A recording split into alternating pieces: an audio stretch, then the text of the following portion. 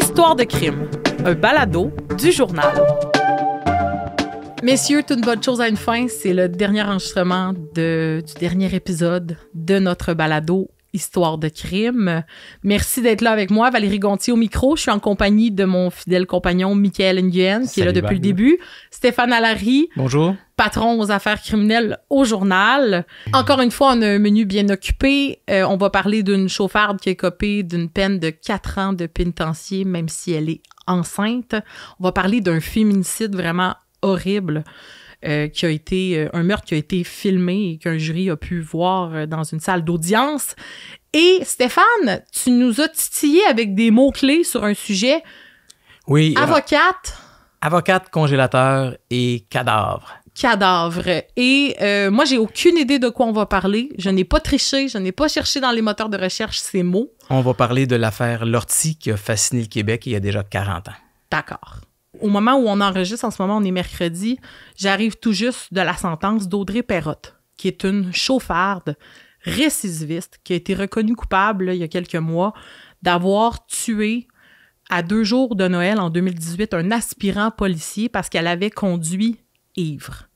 Donc, je vous rappelle les faits. Là, Audrey Perrotte, elle avait pris le volant après une soirée festive avec ses amis où il y avait eu énormément d'alcool. Lors du procès, là, on avait montré des vidéos, hein, tu sais, qu'on se rassemble avec des amis, puis on poste des trucs, on publie des trucs sur les réseaux sociaux, de tout l'alcool qu'on a, puis on met notre bar, puis on met des grosses bouteilles de vin, puis des bouteilles de fort. Ce qui arrive souvent à cette époque-là de l'année. Hein? Exact, tout à fait. Sauf qu'elle a fait une erreur. Elle a pris le volant.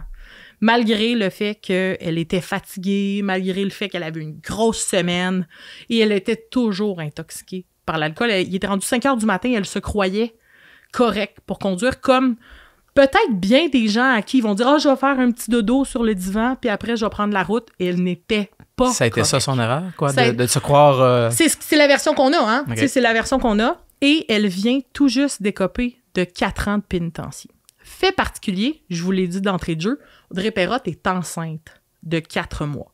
Elle a déjà une famille, elle a déjà un enfant, parce que les procédures judiciaires dure depuis, je l'ai dit, 2018. Donc, elle est accusée en 2019, puis entre-temps, mais la vie continue, puis elle a rencontré, elle était célibataire au moment du drame, elle a rencontré quelqu'un, elle a eu un enfant qui aujourd'hui a 2 ans et demi, 3 ans, et elle est enceinte. Mais elle se savait prête à aller en détention parce que la défense là-dedans demandait une peine de détention, même demandait à ce que ça soit en pénitencier, parce que Michael, explique aux gens la différence entre le provincial puis le fédéral. Là. Une peine de 2 ans moins un jour versus... C'est provincial, donc c'est dans un établissement provincial géré par le gouvernement, le ministère de la Sécurité publique québécoise. Ouais. Et sinon, c'est un établissement fédéral géré par le Canada. Puis souvent, les services sont considérés meilleurs au fédéral qu'au provincial.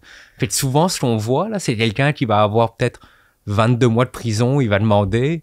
Souvent, c'est surprenant, là, mais de se dire, vous pouvez pas me donner 2 mois de plus?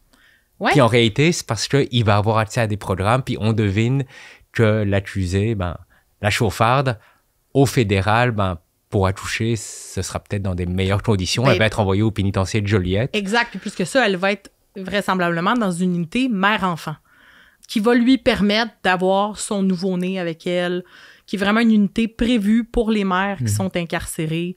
Ce qu'il n'y aurait probablement pas dans une prison provinciale, parce que c'est souvent des gens qui sont en attente de procès ou qui ont de très courtes peines. Elle aurait été envoyée au Leclerc à Laval, puis ça, il y a une action collective qui est en cours justement par rapport aux conditions de détention qui sont extrêmement difficiles.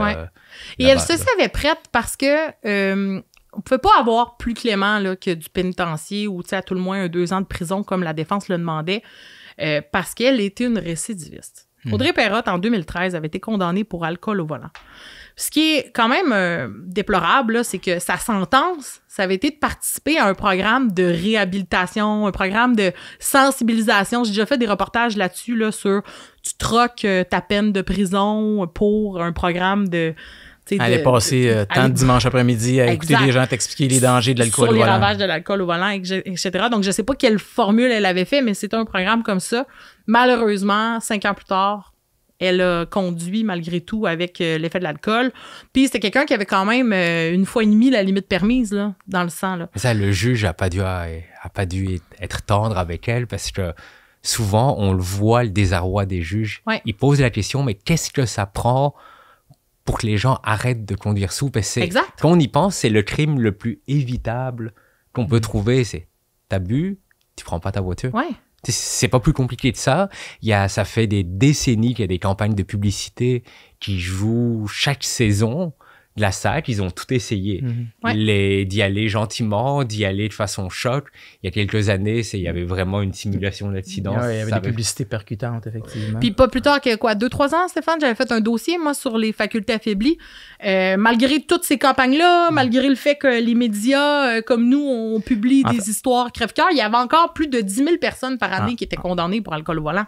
En fait, Mme Perrotte n'est pas différente de bien d'autres personnes, mais moi, ce qui m'intéresse, c'est de savoir, est-ce qu'elle a exprimé des remords? Elle a exprimé des remords, ça. Elle avait parlé lors des représentations sur la peine, puis elle a des remords sincères, selon le juge. Puis ça, c'est important de le dire, parce que souvent, les accusés sont majoritairement tout le temps comme en larmes, peinés, désemparés et désespérés, là, de devoir prendre le chemin de la prison.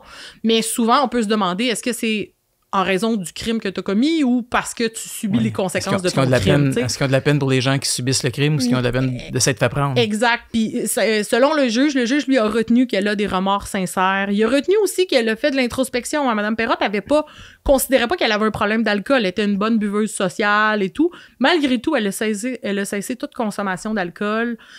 Donc, elle a comme fait du cheminement. Mais il a dit, ceci étant dit, tous ces éléments personnels-là propres à l'accusé ne sont pas assez importants que la dissuasion du public. Et il faut absolument donner une peine significative pour que les gens qui seraient tentés de prendre leur volant après avoir bu repensent à ce genre d'histoire-là. Parce qu'elle n'avait pas l'intention de tuer quelqu'un cette journée-là. Là. Et ce qu'il dit, en fait, le juge, c'est que le fait d'être enceinte ne change rien. Exactement. Le fait d'être enceinte, malgré le fait, c'est un facteur, et l'avocat de la défense l'a bien expliqué après, ce n'est pas un facteur atténuant. Donc, tu sais, c'est pas quelque chose mais c'est un facteur à prendre en considération, bien sûr, parce qu'on individualise une peine, on sentence un individu et non un crime, puis là-dedans, on reste dans des barèmes là, de peine. Ceci dit, ce n'est pas la peine la plus sévère pour un individu, mais pour avoir discuté là, avec différentes personnes depuis cette sentence-là tantôt, on m'explique que c'est une peine qui est quand même très sévère pour une femme enceinte. Okay. Donc, une personne qui n'était pas... Le fait que si elle n'était pas enceinte, si elle n'avait pas de famille, peut-être qu'elle aurait eu une peine... Elle aurait pu avoir une peine plus sévère. Peut-être, on le sait pas, là, mais tu sais, c'est comme ça qu'on me l'a bien exprimé. Ce n'est pas la première fois qu'une femme enceinte va en prison. On en avait parlé. On en a parlé récemment. On en a parlé récemment. Mais dans ce cas-ci, on parle de l'histoire de la trafiquante de drogue, notamment, qui avait été détenue pendant le fait qu'elle est enceinte. Et elle sera à la fin de l'été, si, malgré le fait qu'elle a une famille, elle ira au pénitencier ou pas. Ici, peut-être un jugement. Dans un prochain balado. Dans un prochain balado. Mais ici, dans ce cas-ci, le fait qu'elle soit enceinte fait en sorte que c'est une des peines les plus sévères de ce que les gens à qui j'ai parlé se souvenaient, là, les contacts, pour une femme enceinte. Tu sais, c'est pas rien. Là. Cette femme-là va être en détention quand elle va accoucher, puis l'enfant va naître et grandir au pénitencier. Il va y avoir des mesures, peut-être qui vont être prises et tout, mais quand même, c'est vraiment, vraiment particulier. Cette histoire-là est vraiment triste, parce que la victime là-dedans s'appelle Julien Lachance. Puis c'est important d'en parler du fait divers en tant que tel, là, de l'accident, la collision mortelle qui est survenue, parce que Julien Lachance est fils d'un policier qui travaille à la Sûreté du Québec. Et cette victime-là venait tout juste de graduer à l'école de police et attendait son entrevue à la Sûreté du Québec pour suivre les traces de son père. Et travaillait dans une centrale d'urgence en attendant de pouvoir exercer le métier qu'il voulait. Et ce soir-là, il a agi comme conducteur désigné. Parce que sa copine, qui elle aussi était dans un party de Noël, croyait avoir trop bu, a appelé son copain qui finissait de travailler la nuit. Donc, après son quart de travail, il est allé chercher sa copine. Puis là, il jasait, puis il écoutait de la musique. Puis Amanda s'est reposée en mettant sa tête sur son épaule. Et dans une courbe, Audrey Perrotte, qui vraisemblablement croit s'être endormie au volant, a bifurqué de sa ligne et a foncé dans la voiture de Julien Lachance et sa copine. Sa copine a survécu, mais le juge l'a noté, puis ça avait été dit au tribunal. Je vous en parle, j'ai encore des frissons là, de comment ça avait été raconté. Elle a vu son conjoint mourir, là. Parce qu'elle s'est réveillée, son conjoint est à côté. Et plus encore, parce que ça, c'est déjà comme impressionnant et hors de l'ordinaire. Le premier policier qui est arrivé sur les lieux du crime arrive, fait son intervention, et à un moment, en pleine intervention, reconnaît son ami Julien Lachance, avec qui il avait étudié.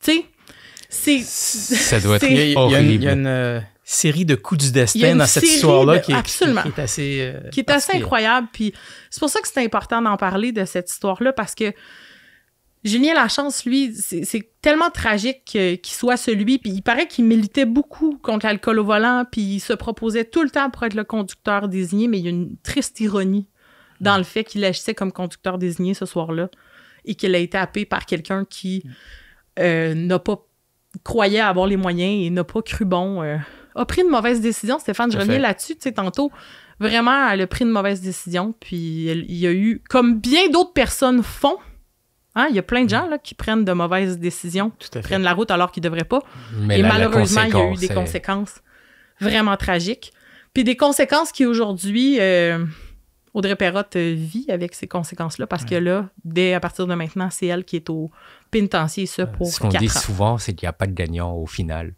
Absolument. L'accusé, elle perd sa liberté, des proches ont perdu un fils, un cousin, un ami. Ouais. Au final, tout le monde est perdant dans cette histoire. Et en terminant, là, je vous le dis, dans la salle d'audience, là, c'était d'une tristesse là, infinie. Là. D'un côté, d'abord, la salle était pleine à craquer. Là. J'ai failli pas pouvoir m'asseoir. Et on a mis des mesures là, pour que les journalistes puissent s'asseoir à l'avant. Parce que d'un côté, il y avait l'accusé et toute sa famille. Dans le corridor, ça se donnait des accolades. C'était vraiment triste. Puis de l'autre côté, tu avais la famille de la victime aussi. Il n'y avait pas seulement quelques personnes. Là. Donc, il va y avoir là, des dizaines de personnes dans cette salle-là, d'un côté comme de l'autre. Puis c'était vraiment, vraiment très triste, mais j'espère que ça va sensibiliser les gens. J'espère qu'à la lecture de cet article-là, précisément, parce que moi, pour faire le travail que je fais, ça a un impact. Moi, je suis sensibilisée à l'alcool au volant, puis j'espère le rester et l'être. Puis j'espère que ces articles-là, c'est pour ça qu'on fait notre travail. Oui, c'est un peu pour ça qu'on fait ça, effectivement. Vont sensibiliser les gens.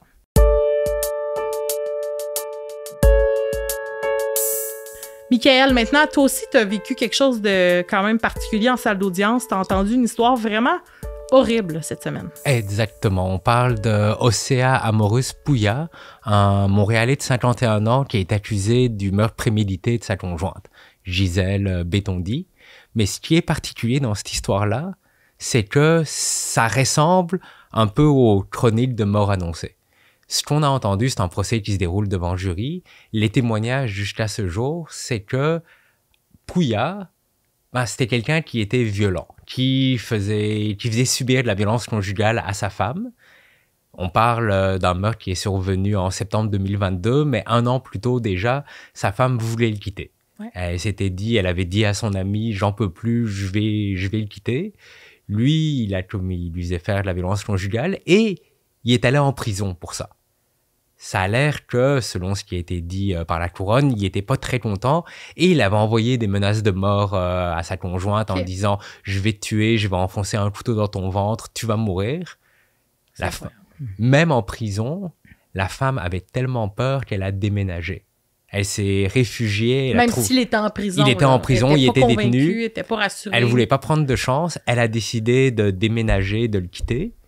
Mais même là, il l'a retrouvé. Puis il lui a envoyé un texto, un moment quand il est sorti de prison, pour lui dire « ça ne sert à rien de te cacher. Quand je vais te retrouver, je vais te tuer. » Et, selon la théorie de la couronne, c'est exactement ce qu'il a fait. Il a mis ses menaces à exécution. Exactement. Il a retrouvé le logement de la femme rue des Oblates, à Montréal, dans le secteur de La Salle. Ouais. Il a fait du repérage. La veille du meurtre, elle croyait l'avoir vu en train de se cacher à un arrêt de bus. Elle a prévenu son ami. Son ami lui a dit, dans ce cas-là, tu sors plus toute seule. Avec tes enfants, quand tu dois sortir, aller dans ta voiture, je vais aller avec toi, je vais surveiller. Puis ce jour-là, elle s'est dit, non, j'en ai assez d'avoir peur. J'en ai assez de vivre ça.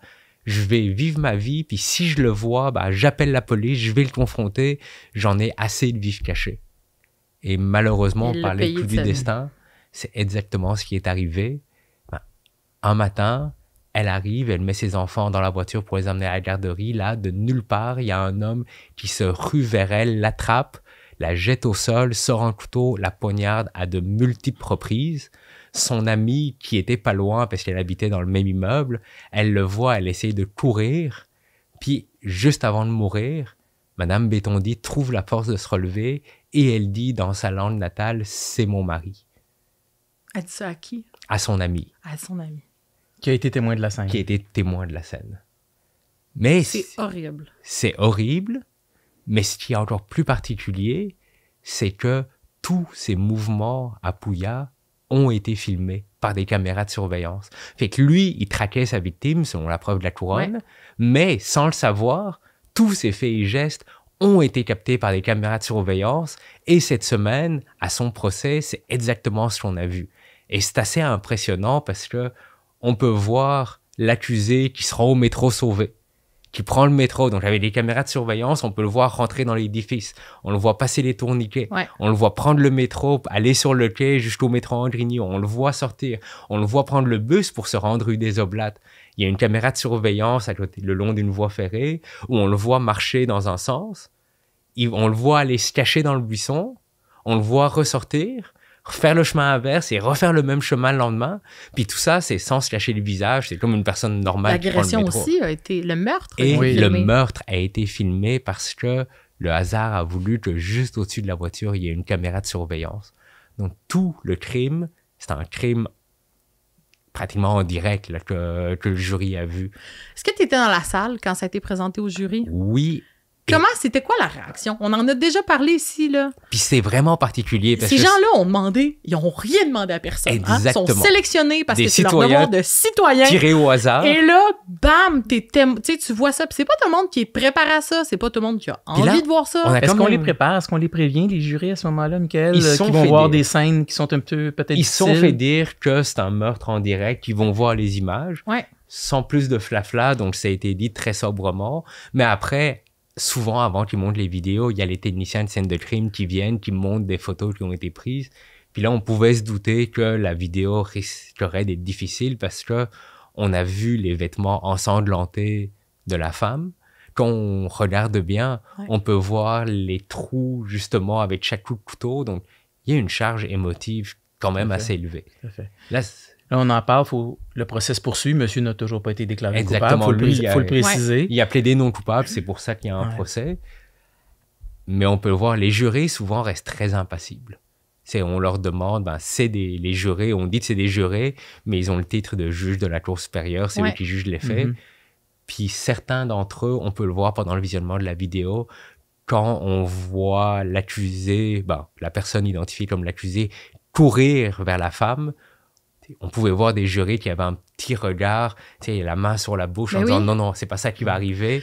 Puis là, c'est les grands yeux écarquillés parce que ce qu'on voit, c'est un acharnement. On voit plusieurs coups de couteau et à un moment, on voit le suspect reculer, mais refaire un pas en avant pour redonner d'autres coups de couteau pendant qu'on voit dans le champ de la caméra l'ami de Madame Bétondi qui, on le devine, on la voit de dos, mais en la voyant arriver en courant, on peut deviner la panique. Puis on a écouté l'appel au 911, un appel de 7 minutes, excessivement difficile. C'est elle qui fait... C'est l'ami qui appelle, mais on a du mal à comprendre parce qu'on imagine de voir son ami se faire poignarder, on est en crise. Tout à fait.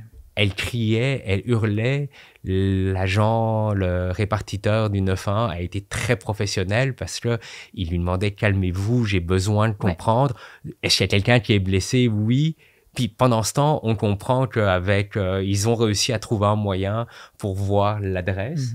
Parce qu'ils disaient, les policiers s'en viennent, on ne comprend pas trop ce qui se passe, il faut que vous nous expliquiez, mais en attendant, les policiers s'en viennent. Et en fait, la madame a du mal à expliquer ce qui se passe, on comprend très très mal ce qu'elle dit, mais l'appel se termine parce qu'on entend qu'il y a un policier qui est arrivé sur les lieux. les répartiteurs au 911 ont cette faculté-là de garder leur calme. On le voit souvent incroyable. quand il y a des enregistrements du 911 qui sont présentés au tribunal. Ça me fascine toujours à quel point ils sont bien formés, ils gardent leur calme, ils imposent un peu le calme à la personne qui est en crise. Moi, ce que je retiens de cette histoire-là, il y a deux choses. D'abord, apprendre à quel point on peut être filmé quand on se déplace à Montréal maintenant. Deux choses. Et plus encore, comme société, je ne peux pas m'empêcher de penser qu'on l'a échappé, cette pauvre dame-là. Moi, c'est un peu ça qui vient me chercher là-dedans. Que ce soit lui ou non, là, la personne, on ne sait pas encore s'il va être déclaré coupable, mais que cette femme-là qui vivait dans la crainte avec ses enfants depuis tellement de temps, que notre société n'ait pas su la protéger, moi, c'est ça qui me touche. Absolument. Puis c'est survenu en quelle année? En 2022. Donc, est-ce que c'était en pleine vague de féminicide? Exactement. C'est ça, donc c'est ça. C'était. Et on peut le voir, les proches choquant, de Mme Bétondi sont dans la salle, ils écoutent, puis c'est excessivement difficile pour eux. Pendant l'appel 911, ils sont mis à pleurer, puis on les comprend. Là. C'est revivre les derniers instants de leurs proches, comme ça, dans une salle publique, avec l'accusé qui est derrière une cage de verre, les bras croisés, qui écoute, mais de façon très impassible, sans réagir. Ça doit être tellement difficile. J'aimerais voir dans quelques années, peut-être on verra si ça a eu un impact, mais les bracelets anti-rapprochement pour des cas de violence conjugale, pour des hommes menaçants, est-ce que dans ce cas-là, ça aurait pu prévenir un drame? Peut-être qu'on va le voir avec l'usage. C'est encore tout récent, les bracelets. En parle, ça s'est passé tellement vite. Oui, mais il a fait du repérage la veille. Oui, alors, il y aurait eu une alerte. Oui. Les policiers auraient été prévenus. Le type aurait sûrement été arrêté pour avoir enfreint ses conditions. Oui, absolument. Alors, sûrement que ça fera une différence, mais on le saura probablement jamais. En fait, pas dans ce cas-là. Ce qu'on va voir peut-être, c'est après quelques années d'utilisation du bracelet anti-rapprochement, on peut se croiser les doigts et espérer que ça va ramener une diminution de ce genre de cas-là qui nous horripile à chaque fois. Là. Mais c'est le cas type, là, c'est le cas le plus film d'horreur qu'on peut. Puis je veux rien enlever aux autres cas de violence conjugale, mais c'est ce que toute femme de violence conjugale redoute. Ici, là, tu sais, l'acharnement, le fait d'être traqué. Le fait d'être traqué, c'est tellement inquiétant, là. C'est tellement inquiétant. Puis, c'est intéressant. Puis, je trouve ça important d'en parler parce que, tu sais, Mickaël, toi, tu l'as écouté, t'as été choqué d'entendre ça, t'as été choqué de voir ça, mais t'en parles de la famille, là. Eux, ils les connaissent. Nous, on est capable de se mettre une carapace, puis tu sais, c'est pas notre vie, on est là pour le rapporter, puis même si on a des émotions, puis évidemment, c'est des choses qui nous touchent. Eux, c'est comme ça, puis c'est des images qui vont rester dans leur tête. C'est comme ça que ma soeur est morte, c'est comme ça que ma fille est morte, ou tu sais, c'est affreux. C'est comme ça que ma mère est morte. C'est comme ça que ma mère est morte. Les enfants vont s'enseigner plus tard. Puis c'est pour ça que la vidéo est accessible sur le site du journal, mais on a fait le choix de ne pas montrer le moment de la mort et de ne pas montrer les images où on voit les enfants ennemis dans la voiture. Pourquoi? Parce que, on en parlait, je peux très bien imaginer que les enfants, ils vont grandir éventuellement et peut-être que c'est pas la meilleure des choses qu'à portée de clé qu'ils peuvent voir comment leur mère est décédée. Je pense qu'on n'a pas à montrer ça, pas juste pour les enfants. On n'a pas à montrer ces scènes-là, tout simplement. Le jury doit le voir parce qu'ils sont juges des faits, doivent comprendre pour mais ça prendre pas une être décision. Public, Absolument. disponible en tapant 2 noms sur Google puis en cliquant sur le premier lien. Voilà. On suivra la suite de ça sur le site du journal. Merci.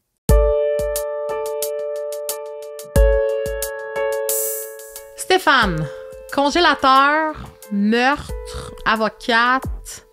Moi, j'ai pas triché, je suis pas allée voir. T'es pas allé voir? Bon. De quoi tu nous parles aujourd'hui? Écoute, je vous parle de l'affaire Lortie. On a sorti ça de nos archives. Ça date de 40 ans et plus. Avec ma collègue et amie Sophie Gingras, on a fouillé ce dossier-là. Et je vous raconte ça, c'est une histoire qui a fasciné le Québec il y a une quarantaine d'années. Tout ça commence en juillet 1983. T'es pas né? T'étais pas né? Bon. Moi, oui. À ce moment-là, il y a un opérateur de machinerie lourde qui contacte la police. Il trouve qu'il y a eu une cliente qui était un peu louche. Elle lui a demandé de creuser un trou sur un terrain dans les Laurentides. La dame lui dit qu'elle voulait essayer de retrouver une sortie d'égout.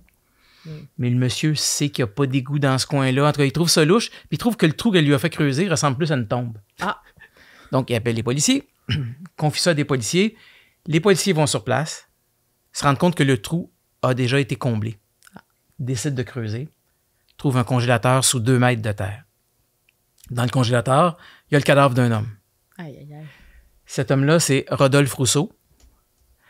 C'est le conjoint de Mme Claire Lortie, maître Claire Lortie, devrais-je dire, une avocate de 33 ans qui habite avec Maître Rousseau, avec M. Rousseau, pardon, qu'on présente comme son ex-amant à l'époque.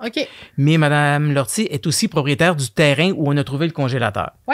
On s'en doute, elle est rapidement ciblée comme la principale suspecte dans cette affaire-là. Juste ça, c'est vraiment comme juste wow! Ça. Mais là, je sens qu'il reste beaucoup de minutes à ta chronique puis c'est pas fini. Et là les policiers décident d'aller l'arrêter. Mais à l'époque, on rapporte que son arrestation, c'est digne d'un mauvais roman policier. Policier se pointe là, plein milieu de la nuit, à Saint-Canute, une maison de Saint-Canute où habite la victime. C'est où ça, Saint-Canute? C'est dans le secteur de Mirabel. Alors, il se pointe là, en plein milieu de la nuit, cogne à la porte. Madame Lortie vient répondre à moitié endormie. Et là, le policier lui lance « On a trouvé ton congélateur et son contenu. » Elle aurait répondu « J'ai jamais eu de congélateur. » Une autre époque, ça. Le hic, c'est qu'il y a... En fait, on dit à l'époque que le policier et quelques autres enquêteurs ont décidé comme ça au beau milieu de la nuit, sans mandat, de se rendre chez la dame. Ils ont décidé ça entre eux autres, là, on s'en va la chercher. Ding dong! C'est ça. C'est une autre époque. Mais il n'y a pas de note parce que le policier va expliquer devant le tribunal, il a oublié son calepin. Fait qu'il n'y a aucune note sur ce qui se passe à ce moment-là. Et je vais me permettre un petit aparté. Ce policier-là, cet enquêteur-là, c'est un nouvel enquêteur. C'est son premier dossier d'importance. Bienvenue dans les forces de l'ordre. Et, je continue mon petit aparté, il se nomme Gaétan Rivet.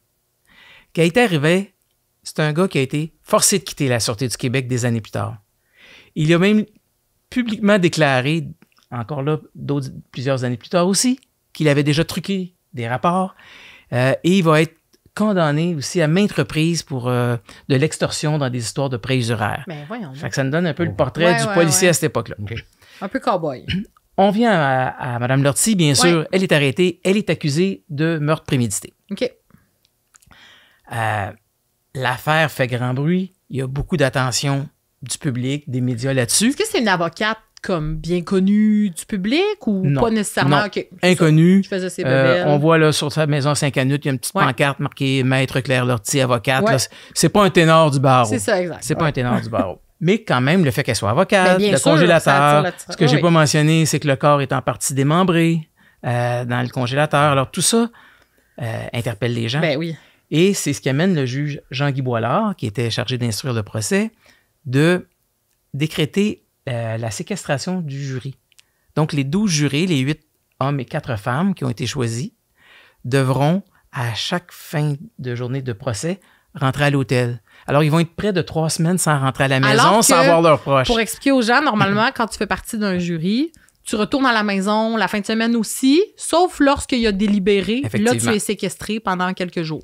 Puis Jean-Guy Boilard, c'est un peu une légende oui, tout à fait. Au palais de justice, un juge qui avait tout un caractère. Mais c'est tout qu'un contrat là, de devenir jury pour ce procès-là, on s'entend. là. Oui, mais effectivement, te donner une idée, la liste des témoins, il y avait 78 personnes sur la liste des témoins pour le procès. OK?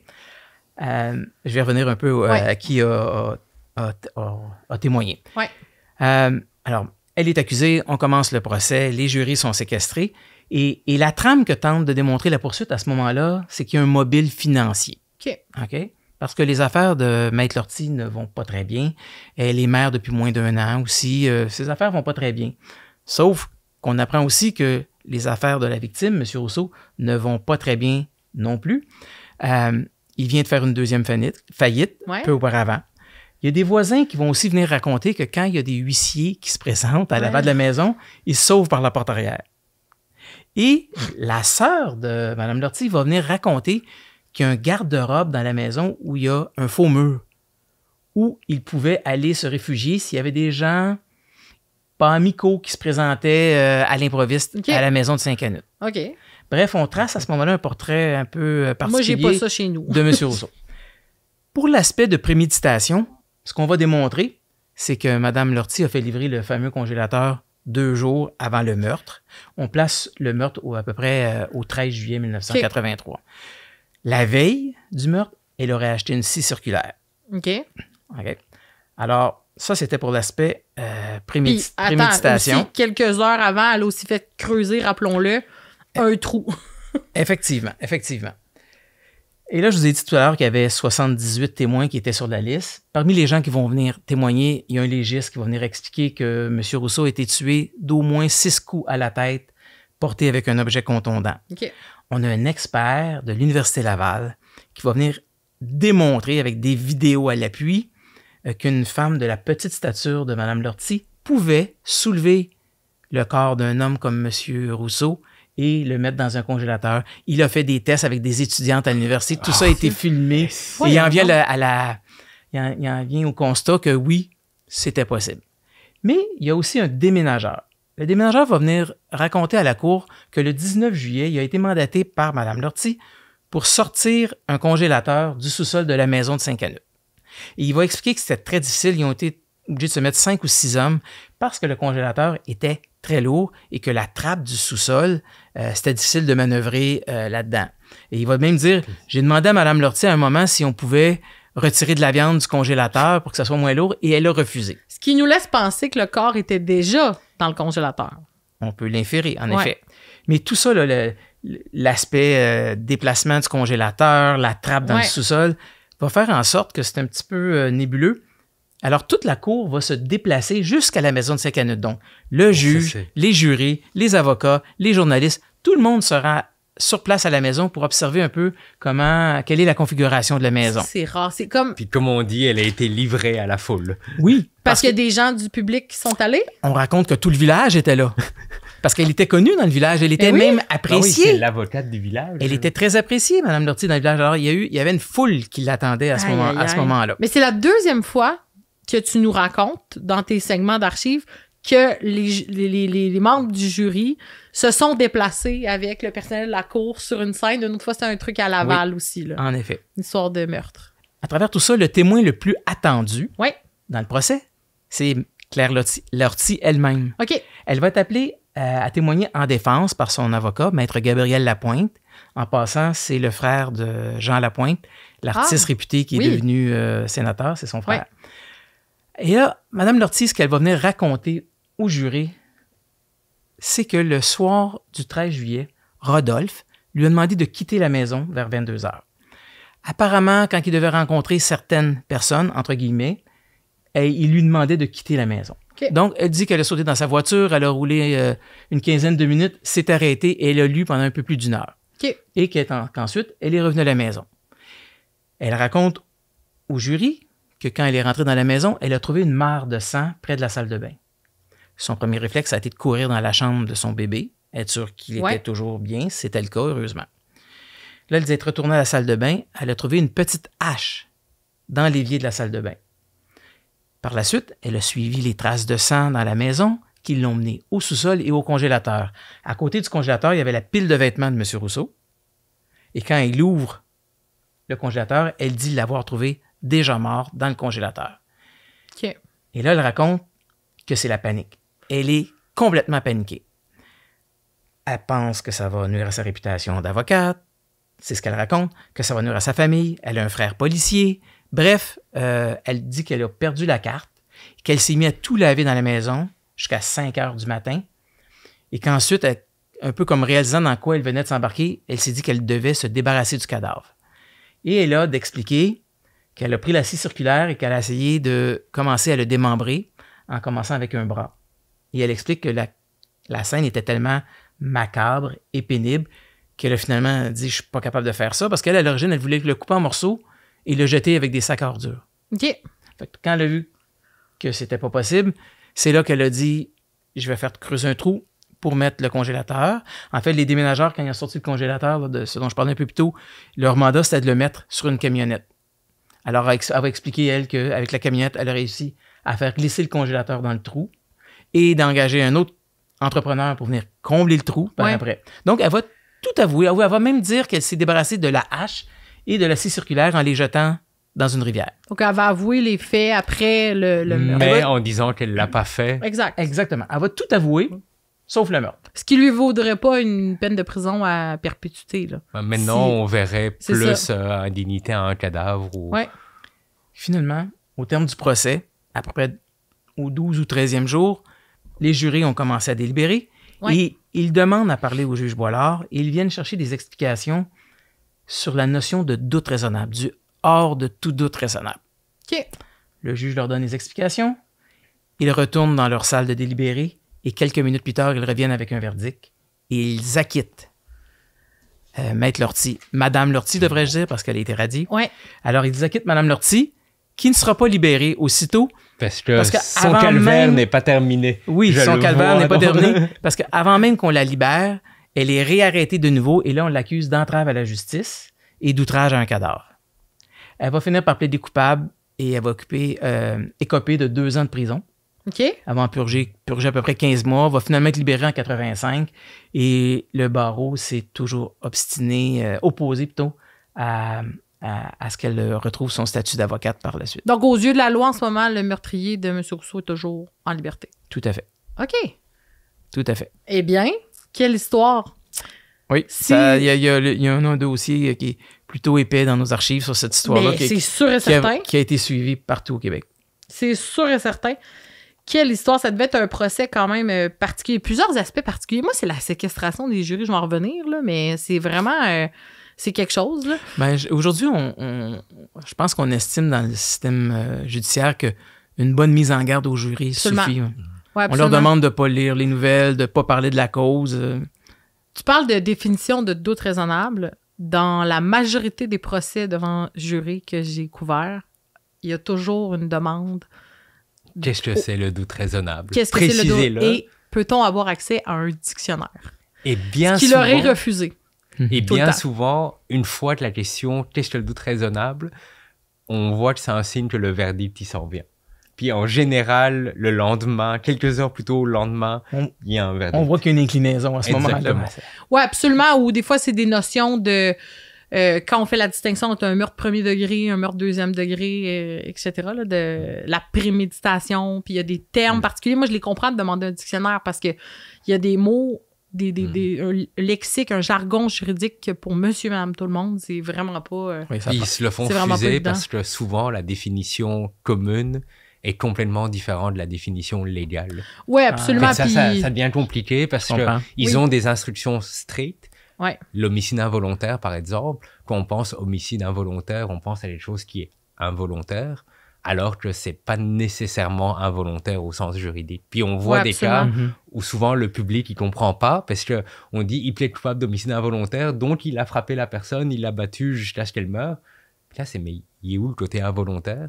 Puis c'est un peu ça notre travail comme journaliste. Absolument, de bien l'expliquer. C'est de bien expliquer, d'être un peu un interprète entre le langage juridique et le langage commun, parce que sans ça, les gens ils comprennent pas la justice, puis quelqu'un qui comprend pas la justice, ça fait partie de notre société. C'est important de comprendre les nuances et d'être un bon citoyen comme ça.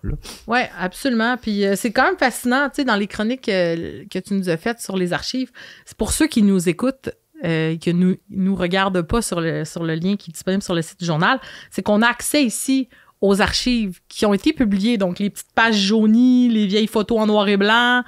On retrouve ça parce qu'on tourne ici dans les archives du journal. Archives, effectivement, oui. Donc, c'est quand même impressionnant de revoir ça. D'ailleurs, on me posait la question, pourquoi c'est pas en couleur? À l'époque, le journal était imprimé en noir et blanc. Donc les photos étaient également imprimées en noir et blanc à cette époque-là. Sauf le titre en rouge, là, qui est la couleur du journal. À la une seulement. À la une seulement, voilà. C'est comme ça qu'on conclut la saison. Je vous remercie beaucoup. Ça a été vraiment un plaisir de venir ici puis de démystifier, d'expliquer, de raconter les histoires qui nous occupent, nous, au quotidien, à chaque semaine. Des affaires criminelles qui fascinent, qui sont tristes aussi. On espère que ça vous a plu, puis au plaisir de vous reparler. Au plaisir. Tous les articles discutés dans ce balado sont disponibles au www.journaldemontréal.com.